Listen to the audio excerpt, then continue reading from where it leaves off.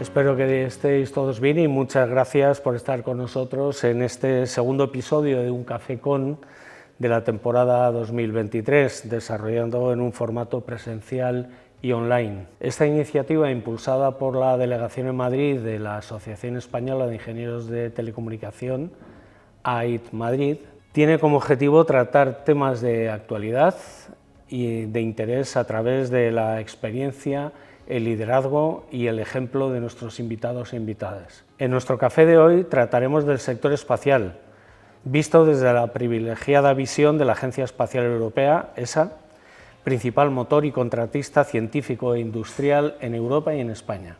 Hoy contamos con un invitado que conoce profundamente desde dentro este sector y que trabaja desde hace más de 30 años en la Agencia Espacial Europea, en la que ha desarrollado y está desarrollando una exitosa trayectoria. Damos la bienvenida a nuestro invitado Javier Ventura Traveset. Buenos días, Javier. Buenos días, Víctor, encantado de estar aquí. Muchas gracias por la invitación. Muchas gracias por aceptar la invitación en esta que es tu casa para este café con que tomaremos. Vamos a hacer un café.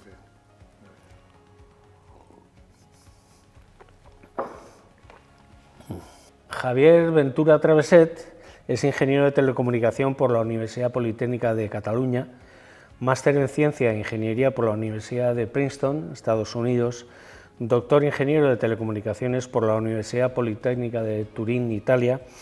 Ha cursado el programa de alta dirección de empresas PADE en el IES y el programa de Strategic R&D Management de INSEAD en Francia.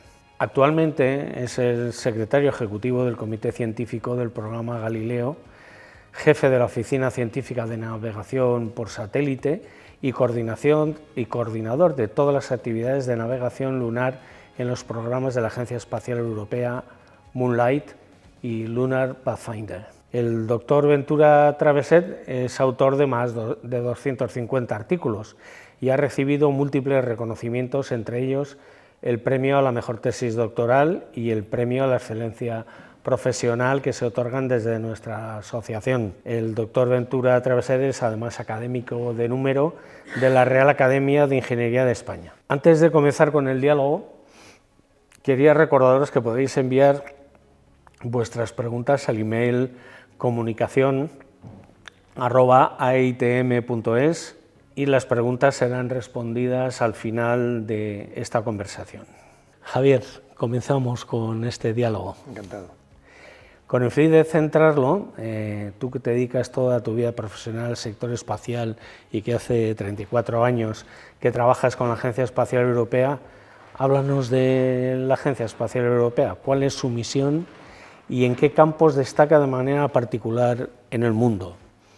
Bueno, pues gracias, ¿no? por invitarme, gracias por la pregunta. La Agencia Espacial Europea, estoy evidentemente muy orgulloso, ¿no?, de trabajar ahí, como decías, hace 34 años. Es la referencia institucional, ¿no?, del espacio en Europa, ¿no? Es la que es responsable, ¿no?, de que Europa sea una gran potencia espacial, de tener una industria, de tener una capacidad científica del primer nivel, ¿no? Yo creo que podemos decir, es una organización formalmente intergubernamental, formada por 22 países, entre los cuales España, ¿no? España es miembro fundador de la agencia desde el año 75 que se creó la agencia, ¿no? Y el objetivo es crear programas espaciales, ¿no?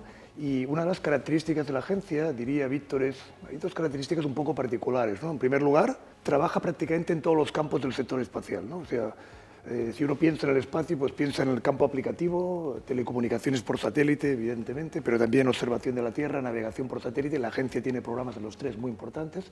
Tiene programa científico de primer nivel, trabaja en exploración, trabaja en lanzadores, trabaja en tecnología. No hay prácticamente ninguna agencia que tenga este abanico, digamos, de actividades, ¿no?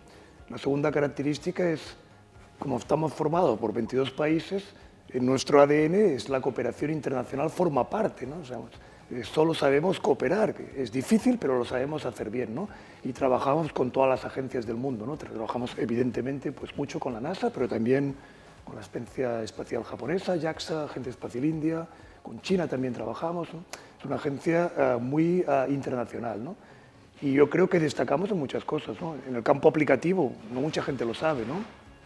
Pero tenemos el programa de observación de la Tierra más completo del mundo, ¿no? El programa Copérnicus, en cooperación con la Unión Europea, ¿no? Es el programa de vigilancia de nuestro planeta, ¿no? En relación a la vigilancia del cambio climático, a las variables esenciales que se llaman, más importante del mundo, los satélites Sentinel. Tenemos el sistema de navegación Galileo, ¿no? Si quieres hablaremos luego, es el sistema con las mejores prestaciones del mundo, también lo podemos decir, ¿no? Y un programa científico del máximo nivel, ¿no? Con misiones en el sistema solar y de observación astronómica prácticamente en todas las bandas, incluso en ondas gravitacionales, con el futuro misión LISA, ¿no? Tenemos lanzadores, en fin, yo creo que esas serían nuestras fortalezas, variadas y en varios temas realmente, digamos, a nivel mundial, sin duda alguna, entre los mejores, ¿no? ¿Y qué papel juega España dentro de la agencia y dentro del mundo espacial? Bueno, pues también, ¿no? Sin complejos, ¿no? En nuestro país es un país importante, es la cuarta potencia en la Unión Europea, ¿no? Sin duda en espacio, la quinta a nivel agencia, porque está Inglaterra también, Reino Unido, ¿no? El quinto país, pues, en importancia espacial en la Agencia Espacial Europea, tiene una industria muy capaz, tiene centros de investigación de máximo nivel. Nos gusta decir, ¿no? Presumiendo un poco de nuestro país también, tiene la capacidad de construir un satélite completo, de desarrollar todo el segmento terreno, la plataforma, las cargas útiles, de operarlo, ¿no? Tenemos 2 operadores nacionales, Hispasat y Hisdesat, ¿no? Digamos que tenemos una industria muy capaz, ¿no? Hoy por hoy es inconcebible, fíjate, ¿no, Víctor?, que en un programa importante de la Agencia Espacial no esté España, ¿no? No es que simplemente queramos que participe, es que si no participa nos falta muchas veces un nivel de capacidad. Yo creo también que podemos decir que en nuestro país también hay una sede de la agencia, el Centro de Astronomía Espacial, hay un centro de la NASA en Robledo, hay una estación de espacio profundo también en Cebreros, en Ávila, centros de la Unión Europea, Galileo, SATSEN, o sea, hay una masa crítica, digamos, completamente muy competitiva, ¿no? Qué bueno poder estar en esta posición a nivel mundial, uno de nuestros sectores más punteros, ¿no? El pasado mes de noviembre tuvisteis una reunión del Consejo de la ESA a nivel ministerial para definir la estrategia, presupuestos y principales programas para esta década. ¿Cuál ha sido el resultado? ¿Qué destacarías? Bueno, muy importante, ¿no? En la agencia cada 3 años se reúnen, digamos, los ministros responsables del sector espacial de los 22 países, lo que llamamos el Consejo a nivel ministerial, ¿no? Y estas reuniones son clave porque deciden cuál es la estrategia, los programas que vamos a hacer, los nuevos programas y también, esencial, ¿no? Cuáles son los presupuestos que están dispuestos a acompañar, ¿no? Pues bien, ¿no? Estamos en un momento difícil, ¿no? en el planeta Tierra, con lo cual era una reunión en la que había este miedo, ¿no? De qué pasaría a nivel presupuestario, ¿no? Sin embargo, pues estamos muy contentos, ¿no? Ha habido un presupuesto muy importante, el más grande, en la historia de la agencia, cerca de 17.000 millones de euros, es lo que han aprobado, 16.900 exactamente, que es algo así como el 17% más que hace 3 años, en 2019, la última reunión, que fue, por cierto, en Sevilla, en España, ¿no? Con lo cual, un aumento importante, el 17%, nuevos programas, ¿no? Hemos confirmado la intención de Europa de trabajar en exploración, tanto en exploración lunar como en exploración marciana, ¿no? Muy importantes estos 2 programas. En observación de la Tierra, pues continuamos con programas Copérnicus, Sentinel, nuevos programas también en navegación, todo un sistema de comunicación en navegación en órbita lunar que llamamos Moonlight, y toda también la contribución de la agencia, muy importante para nosotros los telecos, ¿no? En toda una constelación que se llama IRIS-2, ¿no? Todo un nuevo programa de la Unión Europea. También en esta ministerial se confirma la participación importante de la agencia, ¿no? En este sistema, digamos, para seguridad de comunicación, para gobiernos y para, digamos, crisis y para también infraestructuras críticas, ¿no? Este 17% son magníficas noticias, desde luego. En efecto. De alguna forma, ¿sabes, Víctor? Yo creo que es como la confirmación de que Europa entiende que la importancia que tiene para nuestro continente tener autonomía en el sector espacial, ¿no? No podemos, en el mundo actual, no tener esa autonomía en lanzamientos, en sistemas de navegación, en ciencia, ¿no? Y de alguna forma es esa evidencia que en estos mundos actuales aún más clara, ¿no? Que de alguna forma se ha puesto, ¿no? En evidencia durante esta reunión ministerial también. Te propongo hacer un pequeño paréntesis para hablar de tu experiencia vivencial, ¿no? ¿Qué te motivó a acercarte a los estudios de telecomunicación y seguir en el mundo de de las tecnologías y de la comunicación satelital. ¿Hubo alguien o algo que te motivara especialmente? Evidentemente, pues era un joven estudiante inquieto con amor por las ciencias, por matemáticas, física, me gustaba todo, sinceramente, ¿no? Pero una atracción especial hacia las ciencias, matemáticas, física, química, la tecnología, ¿no? Yo empecé a estudiar la carrera en los años 80, ¿no? Empezaron los pequeños ordenadores que ya tenía pues, en casa, ¿no? Los Sinclairs. Recuerdo instalaciones de pequeño, hacer instrumentación electrónica. Mis padres eran de letras, mis padres eran abogados los dos, pero sin embargo respetaban perfectamente que sus hijos estudiaran lo que les gustara, ¿no? Y tengo un hermano 2 años mayor que empezó a estudiar ingeniería de telecomunicaciones cuando yo estaba en lo que ahora sería primero de bachillerato, ¿no? Y ya empezaba a ver que eso me gustaba, ¿no? Lo que él me contaba, ¿no? Y además yo quería trabajar en espacio, ¿no? Y en esa época, los 80, son los primeros satélites de comunicaciones europeos, los Eutelsat, ¿no? 1, 2, ¿no? Que yo lo veía en las noticias y digo, esto es Telecos, esto tiene que ver con esta carrera, ¿no? Y todo eso me inclinó, ¿no? Yo tuve una intuición clara, ¿no? Que era la carrera que estabas al servicio de los demás, que tenías una capacidad de influenciar en la sociedad enorme, ¿no? Y confirmo, ¿no? Y lo que puedo decir, Víctor, ¿no? Y eso se lo digo a mis hijos, ¿no? Que realmente lo pienso, ¿no? O sea, todos los días de mi vida estoy contento, ¿no? Y orgulloso de haber estudiado esta carrera, ¿no? Porque realmente ha sido un acierto en mi carrera profesional. Así que el mensaje para los que lo estén dudando o considerando, veo que es de ánimo y de... Yo diría, ¿sabes, Víctor, que el momento de la historia en que vivimos, sinceramente pienso, ¿no? Que nuestra formación es, digamos, la más adecuada, ¿no? Es decir, realmente tenemos la suerte, ¿no? Como ingenieros de telecomunicaciones, de vivir en este momento, ¿no? Todo se basa en intercambio de información, en gestión, en procesado de señales. Esa es la clave de todo, ¿no?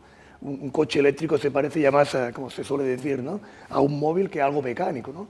Realmente nunca en la historia, ¿no? Si uno analiza las grandes empresas, nuestro sector ha tenido una influencia tan grande, ¿no? Eso es una suerte. Y como digo también, ¿no? La capacidad de influir para bien también en nuestra sociedad, ¿no? Es una ingeniería muy al servicio de los demás, ¿no? Importante mensaje. Volviendo a la actualidad y mirando los programas en marcha, destacan todos los relacionados con la Luna, como la exploración, la navegación, la conectividad de banda ancha, etc. ¿Por qué volvemos a fijarnos en la Luna en 2023, después del 68, 69, ¿no? ¿Tiene sentido científico o económico? ¿Es un fin en sí mismo o es que estamos mirando más allá, como a Marte y a otras constelaciones, y necesitamos tomar este primer paso? Bueno, pues en efecto, ¿no? Digamos, en el campo de la exploración hay 3 prioridades, ¿no? La órbita baja, la Estación Espacial Internacional, que por cierto en la ministerial hemos confirmado la extensión de la contribución de la agencia hasta 2030, las misiones a Marte de exploración, pero sin duda la Luna, ¿no? La Luna es la que realmente abarca ahora la prioridad absoluta en el campo de la exploración, ¿no? Desde el punto de vista de las agencias espaciales, ¿no? Cuando se ha hecho el mapa de ruta, digamos, para ir a Marte, que es el objetivo final, se entiende, ¿no? Que realmente tiene muchísimo sentido aprender estas tecnologías en la Luna, ¿no? ¿Qué cosas hay que aprender? Pues cómo protegernos de la radiación, ¿no? De forma adecuada, ¿no? Cómo tener sistemas de soporte vital adecuados, cómo construir infraestructuras con el regolito lunar, ¿no? Cómo hacer sistemas eficaces energéticamente, cómo mejorar tecnologías de propulsión, ¿no? Todo eso hace falta para enviar seres humanos a Marte, ¿no? La Luna es perfecta como un vehículo para aprender estas tecnologías. Esto sería, digamos, desde un punto de vista de la exploración, ¿no? Pero en efecto hay muchas otras razones, ¿no? Fíjate, ahora en estos momentos hay del orden, según veía recientemente, unas 250 misiones planeadas, ¿no? Ya para la Luna en los próximos 10 años. Una gran parte de ellas son misiones comerciales, misiones privadas. Ese nuevo espacio también está yendo a la Luna, ¿no? Hay interés por la Luna, por comercializar lanzadores, gente que te va a vender a lo mejor la capacidad de aterrizar en la Luna para venderte capacidad de experimentación, ¿no? Hay interés por los recursos lunares. En la Luna hay titanio, hay helio 3, como sabes, hay hielo, se puede sacar agua, se puede sacar oxígeno, podemos poner personas viviendo de forma permanente, ¿no? En la Luna también hay lo que se llama las tierras raras, ¿no? Con un gran interés. Hay todo un tema de mineralogía, digamos, lunar y de asteroides, que la Luna puede ser de alguna forma el inicio. Hay también industria, pues imagínate, ¿no? Si construimos esa infraestructura de comunicación y navegación en la Luna, por ejemplo, que vamos a hacer con la agencia, con Moonlight, pues puedes hacer un programa de televisión y esta entrevista en la Luna, ¿no? puedes tener internet en la Luna, puedes tener personas haciendo... O sea, hay unas posibilidades comerciales que son difíciles de entender ahora, ¿no? Pero que realmente estamos viendo que se están produciendo. Y luego está el campo científico, ¿no? La Luna es muy interesante. Hace 4.500 millones de años la Luna, digamos, tiene una historia geológica de la historia del sistema solar, ¿no? No tiene placas tectónicas, no tiene clima, con lo cual se ha mantenido esa historia, ¿no? Y es un objeto esencial en la comprensión del sistema solar. Pero podemos también poner instalaciones científicas en la Luna, ¿no? Habrás oído hablar, ¿no? La idea de colocar, por ejemplo, telescopios complejos, grandes estructuras, ¿no? La Luna es grande, ¿no?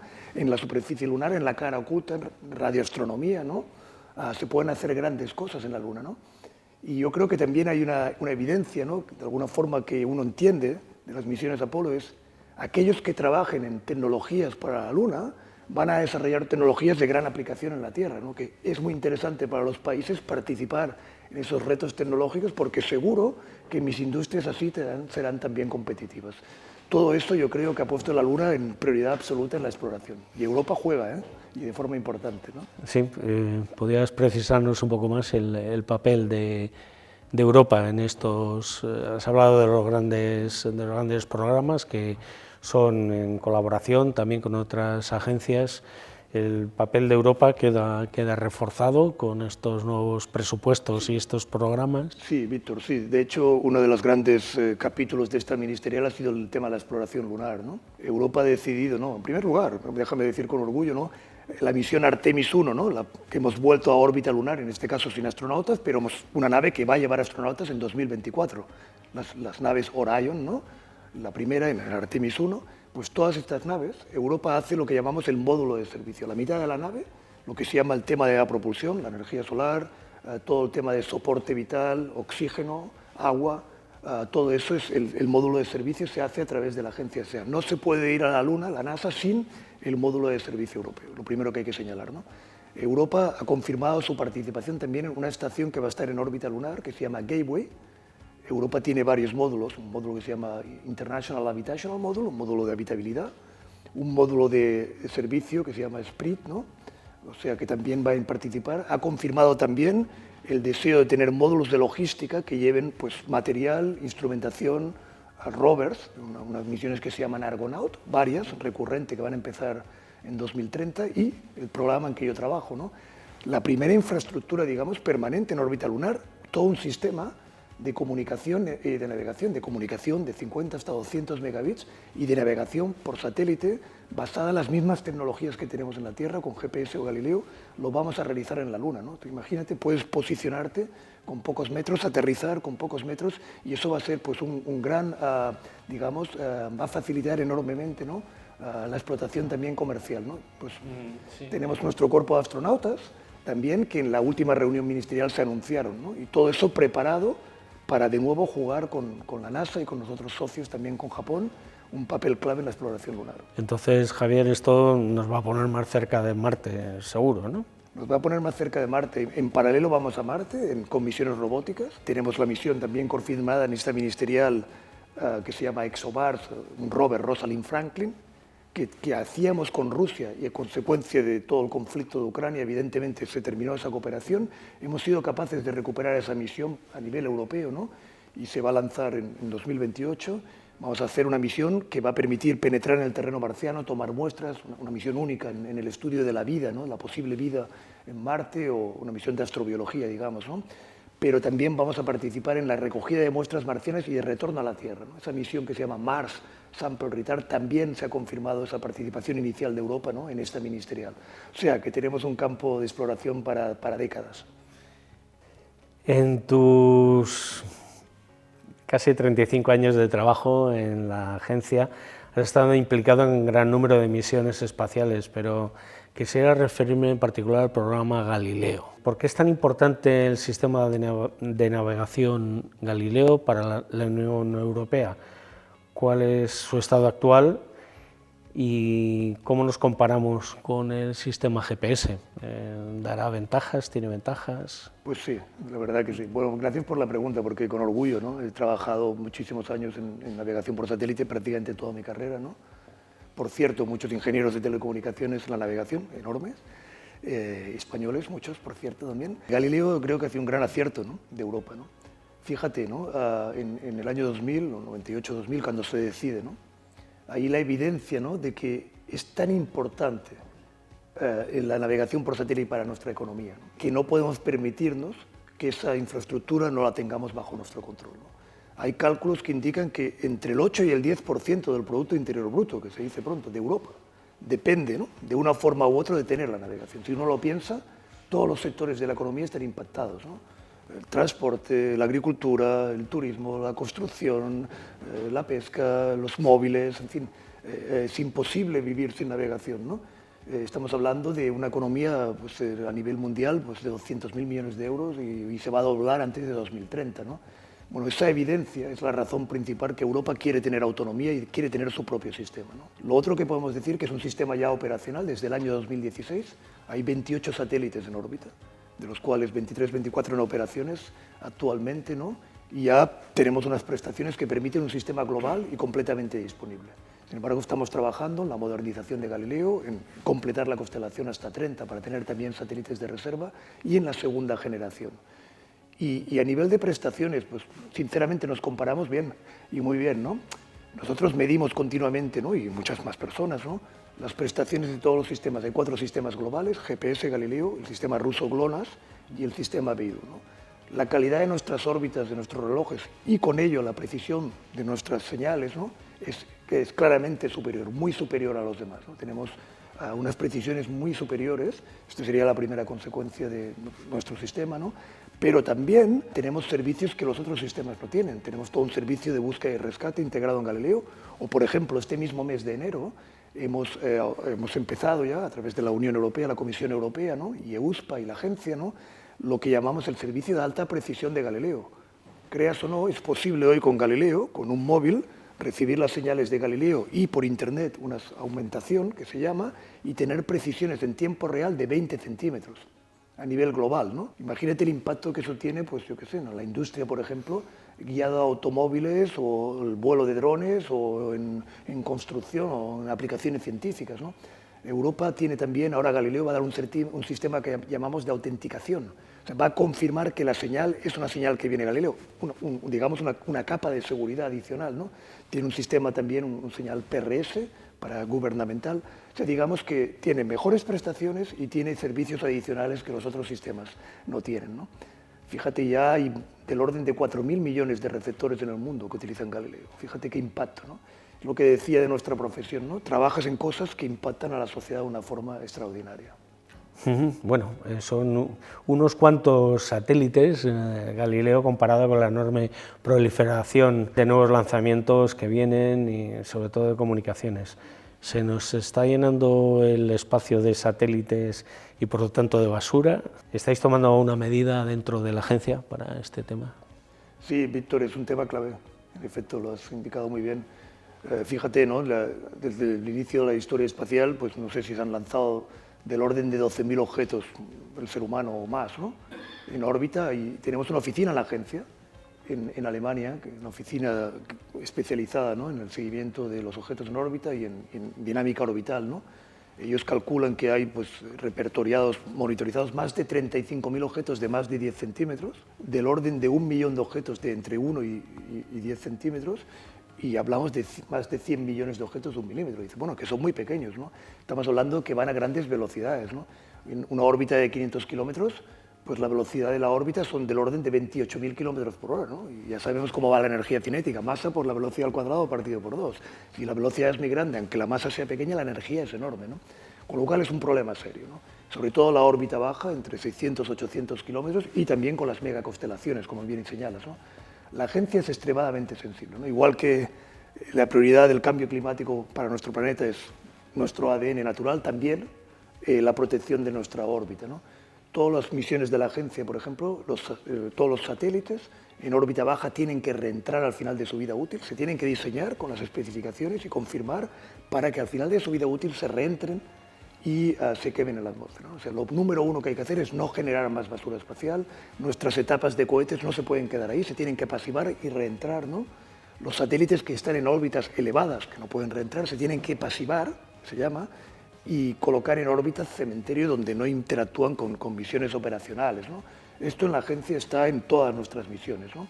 Pero además monitorizamos, y es muy importante evitar que haya choques, ¿no? Hay todo un sistema de radares, telescopios, grandes expertos en dinámica orbital, ¿no? Vigilando, ¿no?, que haya peligro en nuestras misiones operacionales e incluso, a veces, ¿no?, realizando pues, lo que llamamos maniobras evasivas, ¿no?, cuando el riesgo es menor de 1 entre 1000, por ejemplo, ¿no? Un tema grave, ¿no?, porque también pierdes combustible y pones la misión en un cierto riesgo, ¿no? Y lo que hay que hacer es evitar que haya más basura, y un tema muy importante en el que trabaja la agencia en primicia mundial es limpiar la órbita, ¿no? Aquellos grandes satélites, enviar misiones que sean capaces de capturarlos y reentrar limpiando esa basura, ¿no?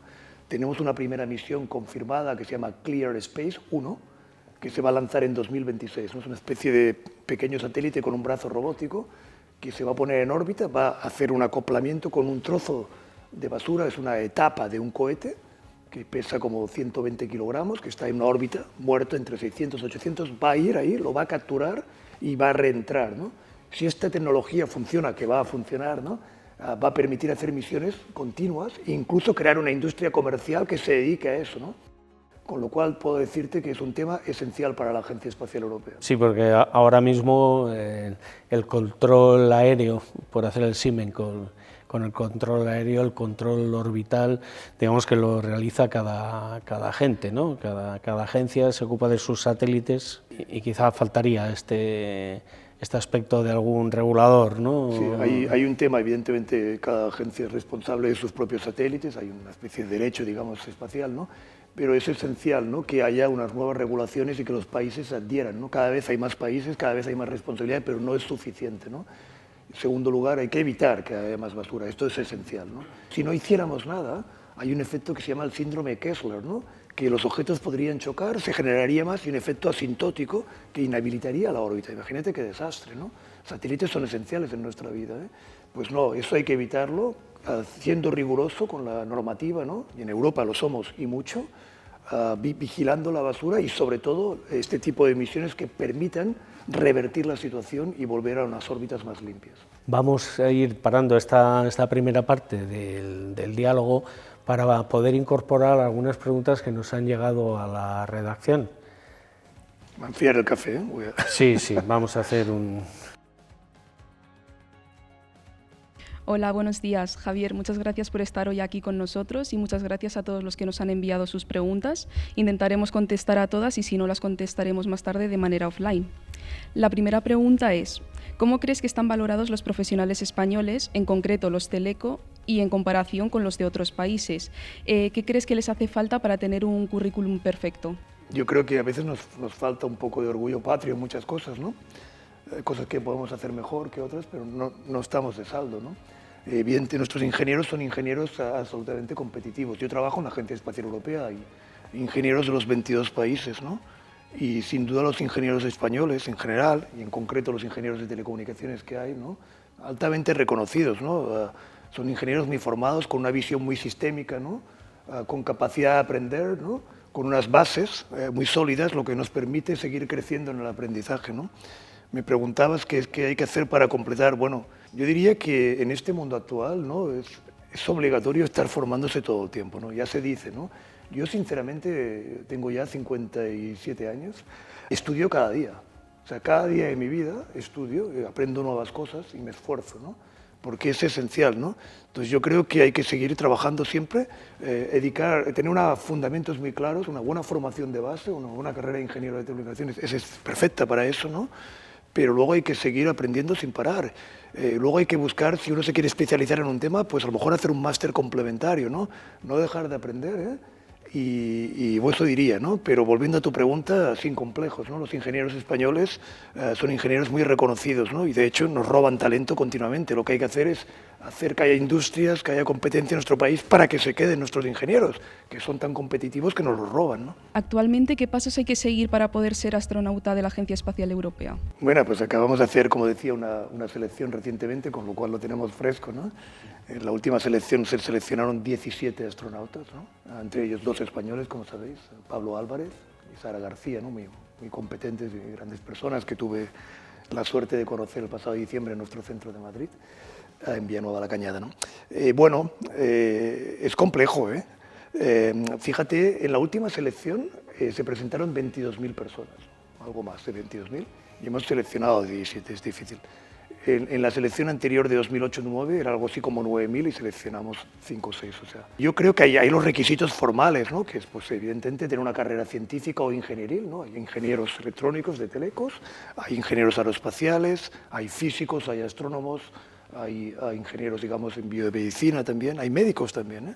Una carrera científica, 3 años de experiencia como mínimo, hay que tener pues, menos de 50 años, era un requisito para poder garantizar que puedas volar. Ya no nos dejan subir. No nos dejan.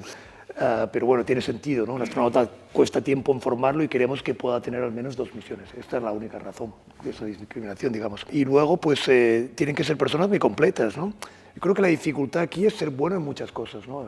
Personas que tienen una mente analítica, pero a la vez que sean capaces de trabajar bien en equipo, que puedan trabajar bien bajo presión, que aprendan con rapidez, ¿no? Que tengan reflejos, que tengan destreza manual, ¿no?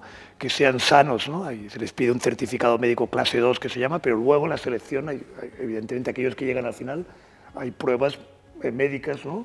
Más rigurosas, ¿no? Y no solamente que estén sanos, sino que tengan pocas probabilidades de desarrollar enfermedades, ¿no? Entonces todo ese paquete completo es difícil, ¿no? Sin embargo, es muy fácil, mucho más fácil, no muy fácil, pero es mucho más fácil trabajar en misiones para astronautas también, ¿no?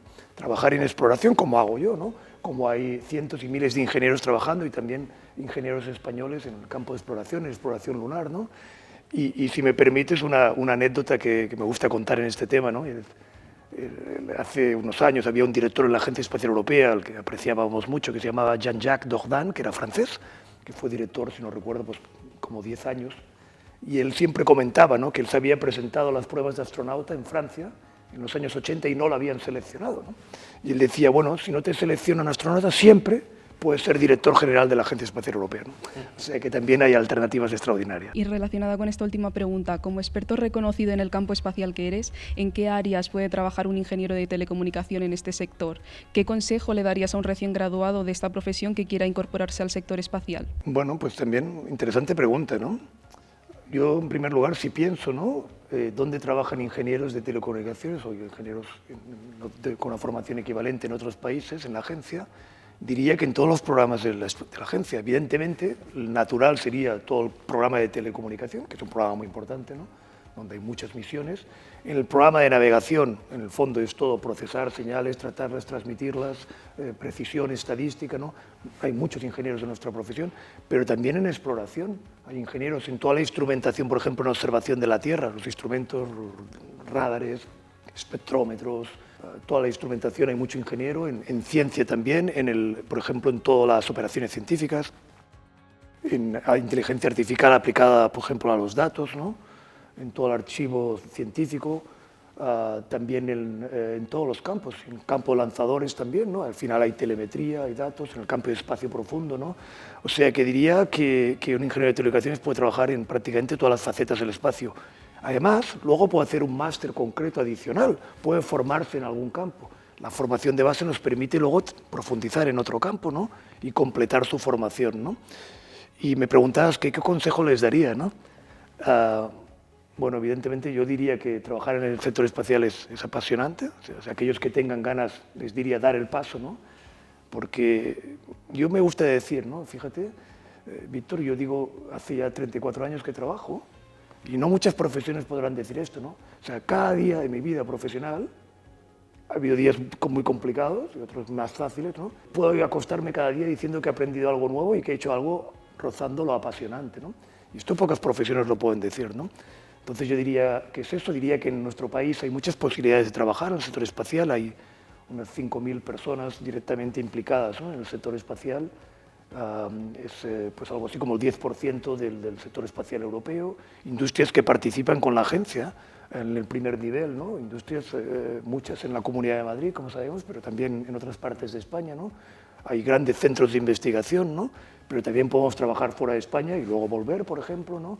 O sea que hay formaciones de nuestras carreras como ingenieros son perfectas para empezar, pero puedes decidir hacer una formación complementaria con un máster de ingeniería espacial más dedicado al cabo de unos años, ¿no?